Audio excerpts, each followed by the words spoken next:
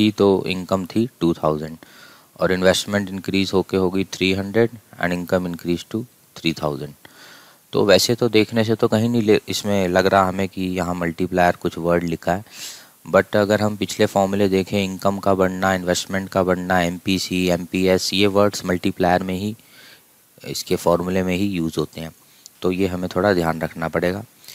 तो सबसे पहले तो निकाल लेते हैं कितना इंक्रीज़ आ रहा है। तो मैंने यहाँ निकाला है इंक्रीज़ इन इन्वेस्टमेंट। देखो ये 200 की इसमें इंक्रीज़ आया, जंप लगी है 200 की। इनकम को देखते हैं 3000 हो गई, जबकि पहले थी ये 2000, तो 1000 का इंक्रीज़। अब किट कॉम्स मैंने पहले कराया ही था, वही फिर से अब हम यूज़ करते हैं इस फॉर्मूले को। तो नेक्स्ट पे चलते हैं।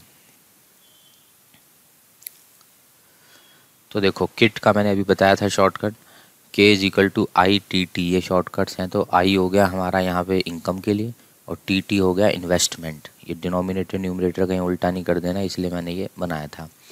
तो इनकम जो हमारी चेंज हुई है, ये देखो यहाँ मैंने निकाला था 1000 से चेंज हुई है और इन्वेस्टमेंट 200 से। इसको यहाँ लिख लेते हैं। इनकम हमारी चेंज हुई 1000 से, ये रहा 1000 और इन्वेस्टमेंट 200। तो के होता है हमारा मल्टीप्लायर। तो के आ गया हमारा 5, यानी मल्टीप्लायर आ गया 5 फर्स्ट फार्मूले से। अब सेकंड फार्मूला के मैंने बताया था अभी शॉर्टकट कॉम्स, यानी K is equal to O upon M S, याद रखने के लिए, यानी 1 upon M P S. But इस क्वेश्चन में एम पी एस तो गिवन नहीं है। ये देखो वो तो उल्टा मांग ही रहे हैं हमसे M P C, M P S, ये सब।